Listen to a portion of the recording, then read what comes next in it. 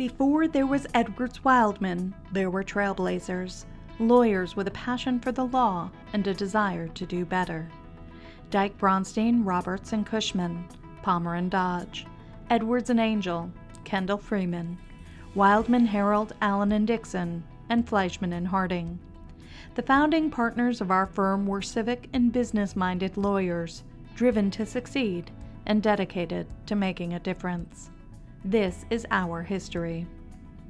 Dyke Bronstein's George L. Roberts of Boston is said to have held attorney registration number 1 in the U.S. Patent Office and was the author of Patentability and Patent Interpretation, one of the earliest digests of reported patent cases decided by the Supreme Court.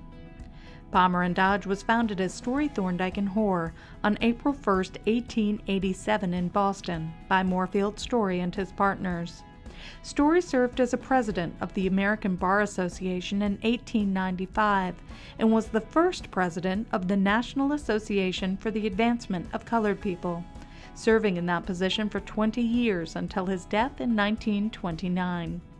He was a civil rights advocate on behalf of African Americans, Native Americans, and immigrants, and tried the landmark case Buchanan v. Worley before the U.S. Supreme Court, the case which overturned a law that forcibly segregated African Americans by city blocks.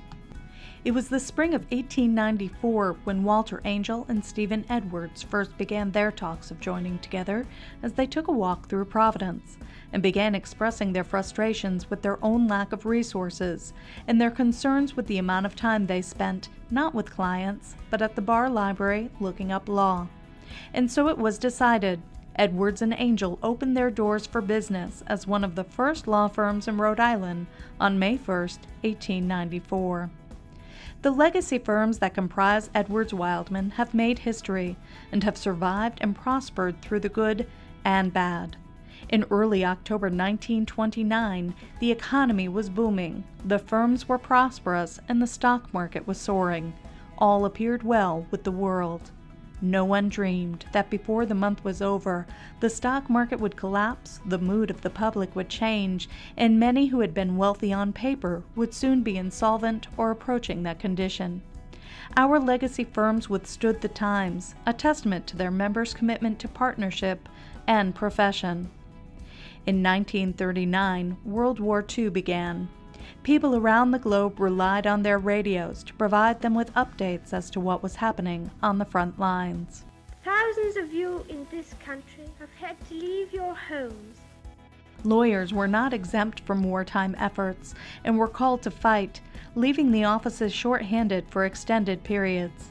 The law schools themselves were decimated, and recruiting practically came to a standstill. On the other hand, the OPA and other regulatory wartime agencies produced issues which had to be faced, and the legal business in general was greater than in peacetime. The transition had begun from practice based upon the common law and the precedents of appellate decisions to law based upon interpretation of statutes and regulations. The war effort also brought about significant changes in the role of women in society. With millions of men away fighting, and with the inevitable horrendous casualties, there was a severe shortage of labor in a range of industries, from rural and farm work to city office jobs. Women were needed in the workforce, and the number of working women was quickly rising. In 1950, Edwards and Angel hired their first female lawyer, Beverly Glenn Long. 9 years later, she was named partner, becoming the first of many women who would follow in her footsteps. A decade later, Palmer and Dodge named Virginia Aldrich as its first female partner. Miss Aldrich was among the first women in a major Boston law firm to attain that status. David John Freeman was known as a skilled practitioner in high-profile insolvency throughout the UK. In 1974, he advised then-Prime Minister Harold Wilson on libel. In 1977, he was appointed a Department of Trade Inspector into AEG Telefunken Limited and Credit Collections Limited, the first practicing solicitor, rather than a Queen's Counsel, to be so appointed. In 1970, Iris Freeman became the first female partner with D.J. Freeman and built one of Britain's leading employment practices. handling many high-profile cases. As our firms progressed through the 1950s, the Cold War provided a continuing state of political and military tension. The 60s followed, bringing with it social action, important legislative progress, and strenuous political expression. On July 1, 1967, Max Wildman and 5 other attorneys set up shop on the 4th floor of 6 North Michigan Avenue in Chicago. As Wildman, Herald, Allen, and Dixon grew and its supportive culture attracted top-notch attorneys, Max and his partners were among the first to recognize that law firms might best serve their clients by going national. Just 2 years after Wildman opened its doors and took its first steps as a new firm, man walked on the moon, One giant leap for mankind. proving that the impossible was indeed possible. Aaron Fleischman began playing a key role in the cable television, broadcasting, telecommunications, and energy industries in 1976. From the very start, his clients have included some of the most prominent companies and entrepreneurs in the foregoing industries, and continue to be represented by the firm today. Our firms have helped build skyscrapers and have witnessed tragedies that have torn them down. We have prospered during economic booms while remaining strong during times of recession. Edwards Wildman is a firm built on a solid and rich foundation, formed from the combination of all our legacy firms.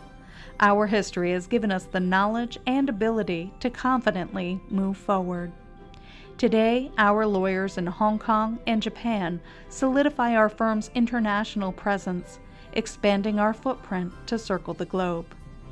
Our firm represents strength, collaboration, a supportive culture, inclusiveness, teamwork, and entrepreneurship. And through our experiences and global perspective, we are able to offer clients a business-minded legal partner. We are Edwards Wildman.